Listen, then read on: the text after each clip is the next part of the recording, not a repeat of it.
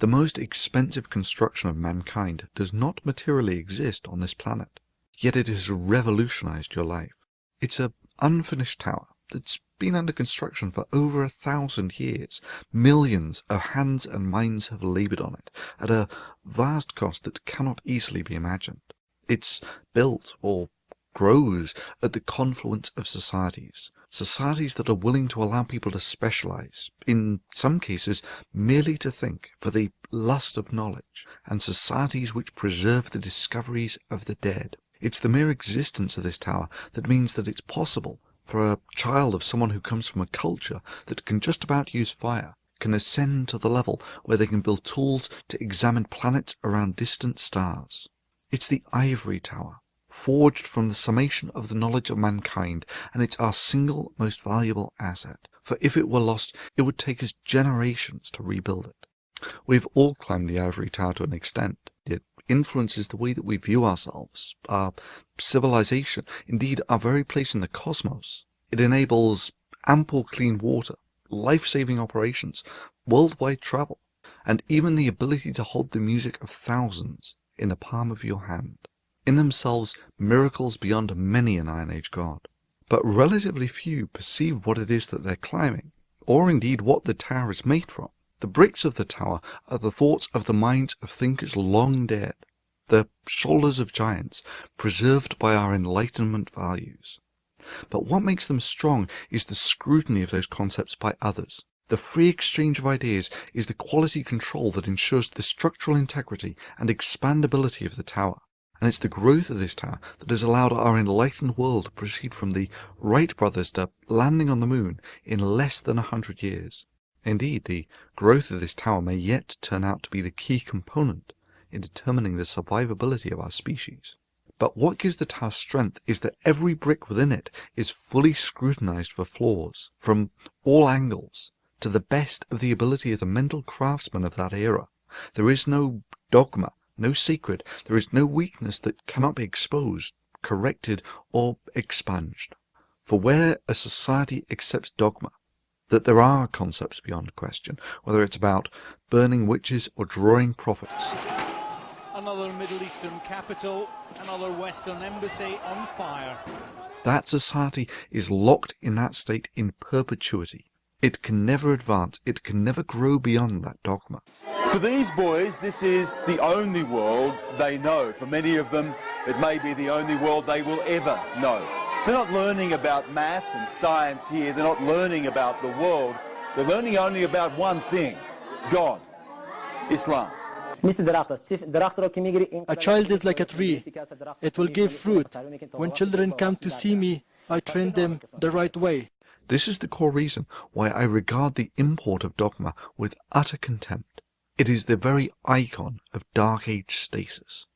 Hell, we have over 2,000 years of the histories of societies, and if there's one thing that it's taught us, it's that societies that don't defend and preserve their acquired knowledge, societies that are content with the stasis of dogma, languish in the doldrums of the Dark Ages.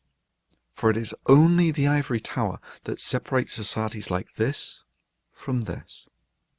For these reasons, I fiercely resist the import of dogma, for dogma is corrosive to the very matrix of the ivory tower, and the bane of those who do not want their society to regress. Previously, threats of force have applied a significant social pressure to a relatively small number, and the resulting intimidation has resulted in the de facto import of dogma. I'd like to ask him and anyone else who agrees with him is watching, is that the relationship they want to have with the free press? Because if we have to use this stupid word offensive, those of us who believe in the Enlightenment and the Constitution and the First Amendment are very much offended by this mad, babyish conduct. But we don't go out and kidnap the nearest Muslim we can find and take him hostage till someone apologizes. Okay. We don't violate diplomatic immunity.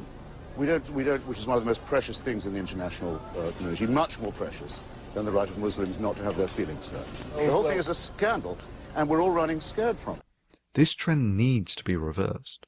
Now, we have the advantage in that we have the summed knowledge of mankind, while in this case, those who wish to import this dogma merely have this dogmatic concept that the Quran is the best and most authoritative book written ever on any subject. We now have the internet, and we are legion. We can cause thousands to tens of thousands of images of Mohammed to be created, and thereby relieve the social pressure on the few that have thus far borne the brunt of this entire pressure. By the incremental work of many hands, we diminish the import of dogma into the enlightened world. Last year, we succeeded beyond all expectations, for not only did we succeed in repelling this import of dogma, we had the nuclear Islamic nation of Pakistan on the defensive, worried about the import of this free speech demonstration into their society.